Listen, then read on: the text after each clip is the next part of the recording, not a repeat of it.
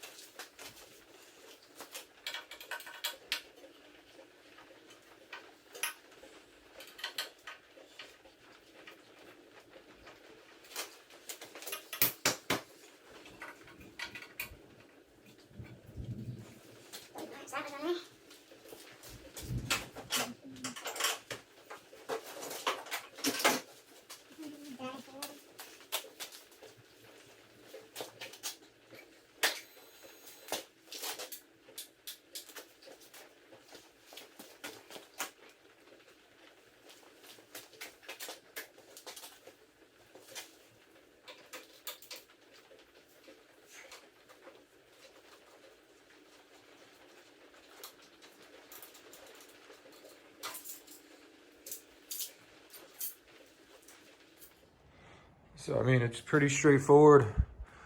The install, I haven't had to do anything besides loosen the screws at the bottoms of these, pop the cover off, put in the new lamp, and just plug in the harness. And they're simple. Some of these, sometimes you gotta, I mean, they sent adapters in case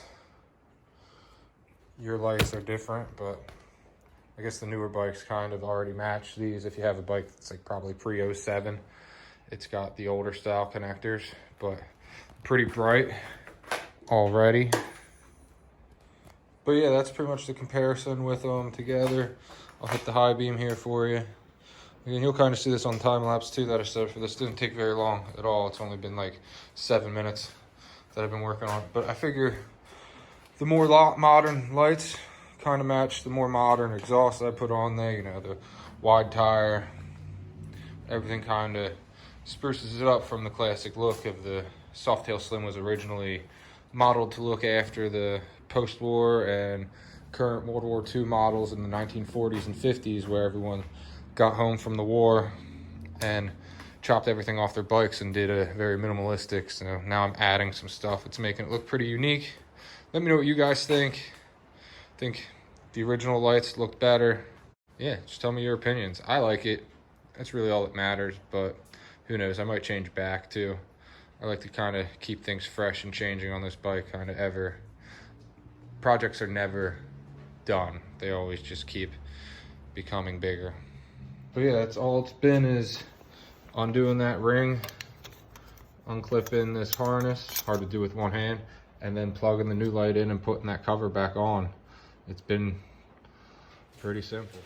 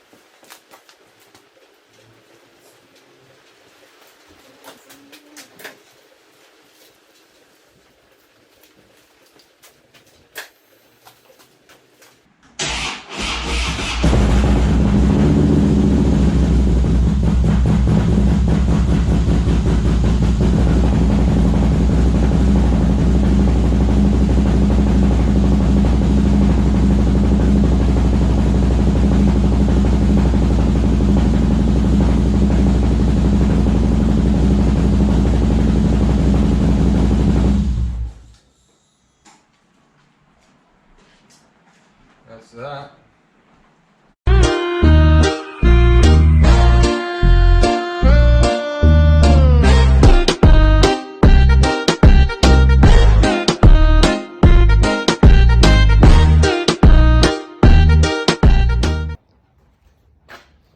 All right, well, the lights are in.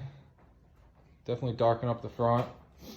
Be cool if I could get yellow housings for them, but we'll see. I might just be able to tint them, but I don't know how much they'll show up with the black housings of the actual lamps themselves. Those lights were as simple as changing a normal bulb. If you guys need me to go more into depth on doing some simple tasks, I mean, I know I'm not really trying to do a DIY. I'm not trying to do accept any responsibility for you choosing to do any modifications to your own bike.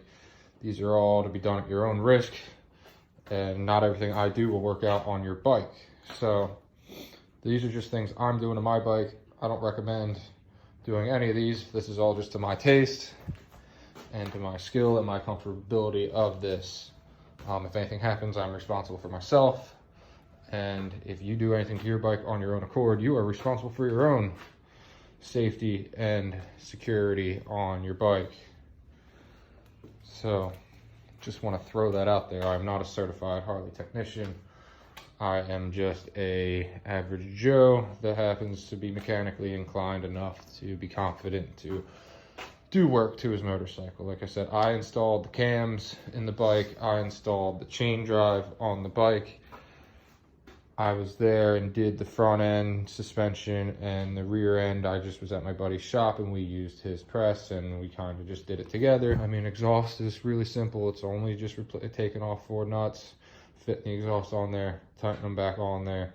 You want to make sure your gaskets are good when you do that. It's always best to just go ahead and replace the exhaust gaskets and keep tightening them as you go through heat cycles until they're nice and settled on there. Intakes are really easy, but like I said, if you're not comfortable doing these things yourself, you enjoy just watching people work on things and necessarily kind of already understand how to do it yourself, then you can go ahead and like this video and subscribe to my channel.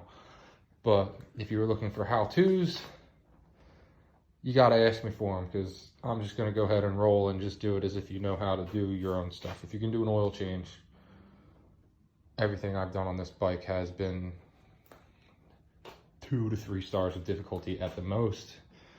These bikes are pretty simple to work on. I haven't encountered anything complex, at least not complex enough for my concern. I mean, there's things that I've definitely messed up on and not gotten 100% right. Like my adjustable push rods kind of loosened up one day on me, but it was just one of them.